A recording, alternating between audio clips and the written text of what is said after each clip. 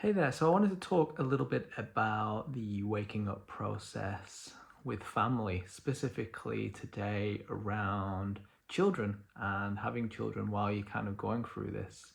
Myself, I have a 8-year-old son, and there's no denying that it's definitely challenging for sure. There's a big push and pull between what's going on here and then the needs of my family and my child. So hopefully we can kind of riff on this a little bit and dig in and see where we get to. So first off, they're incredible at triggering emotions for sure and impulses. So I think a big, I guess, advantage of having kids is seeing all of this stuff. Um, it's quite amazing some of the small things that happen that can trigger, but it's really good even if it's after the fact, because some of this stuff just gets triggered so quickly that in hindsight seems to be a better place to be able to kind of really look at some of the emotions or triggers that go on. But it's just looking at what is your expectations. For me here, there's expectations of him doing what I ask, expectations of maybe understanding more about the world than he should, and that's on me to try and figure out. But it's something that you just have to dig into a little bit. And yes, like, it can get your blood boiling sometimes and get angry. But I just look at it as a gift. It's a gift to be able to kind of feel that and find out what are my expectations here for him. I guess some of the positives though is I'm not sure if there's. I try and stay away from the spiritual stuff, but I think there's a quote somewhere around seeing through the eyes of a child, and there's no doubt over the last couple of years getting to a more basic and I guess less filtered version of life really kind of takes you back into that awe that a kid must see as you walking around. So we'll go to the park quite a bit, and they'll go, "Look at these flowers; they're incredible." And in the past, I would definitely known and been like, "Yeah, whatever." But now I kind of look and I go, "Holy shit!" There's like a flower in front of me that's absolutely beautifully colored. That's just alive for some reason, and it's within this experience here, and it's absolutely amazing.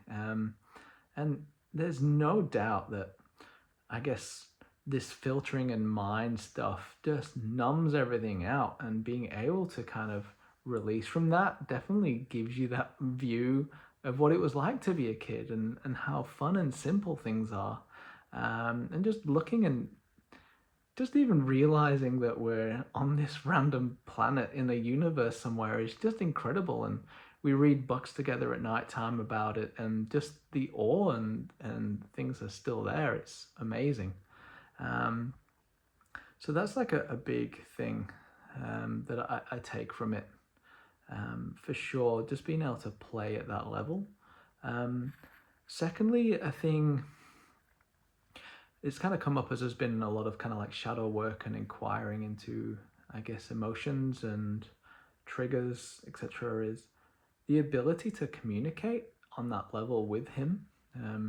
From my background, had obviously quite a bit of trauma in the past, and I guess my mom kind of locked that away and didn't communicate, and I guess I did the same to kind of stay safe, so I wasn't communicating how I'm feeling.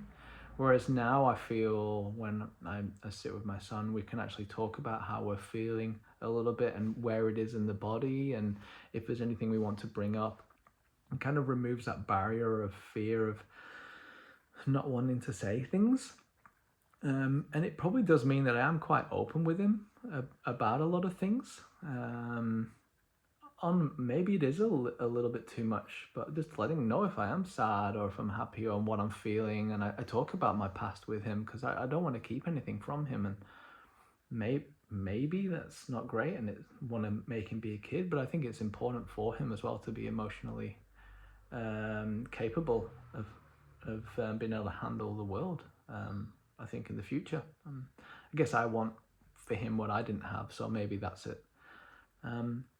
Other things like school is definitely, it's a strange one because we have to set our kids up for success in the relative world, so to speak. And I'm not gonna go and bring all this arty farty spiritual nonsense that way, but seeing the school and just the way it kind of beats it out of them to have that uniqueness a little bit, and to lose some of that fun and awe and inspiration, that's a bit of a worry.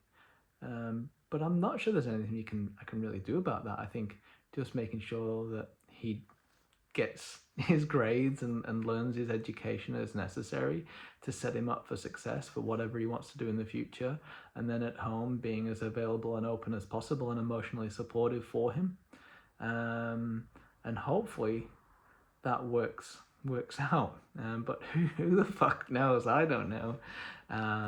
So I'd love people's opinions on this as well, because it's a very difficult subject and just something that's not discussed quite a bit. But there was no doubt when he was born, and before any of this stuff really started here, there was still a numbness. Like, I didn't really feel that love that I thought I would feel, that you were supposed to when you watch the movies and the TV shows, and you see people and hear people saying, oh, it changed my life the day he was born.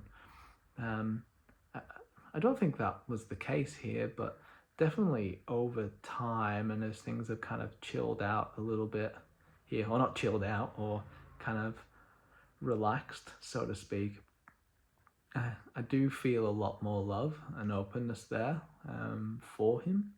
And just the fact that we share this experience together, is actually amazing. It's an amazing thing that's kind of way too deep for the mind to start thinking about, because if you start thinking about why we're here and how do we get here and things, it does bring up a lot of fear, because there's no answer. It just is, which is crazy. I think I'm waffling a bit, but I just wanted to bring this up as it's something that's kind of been on my mind today, and I thought it'd be good to share. So thank you, and love people's comments and opinions on this, and appreciate everyone and your time. Have a good one. Bye.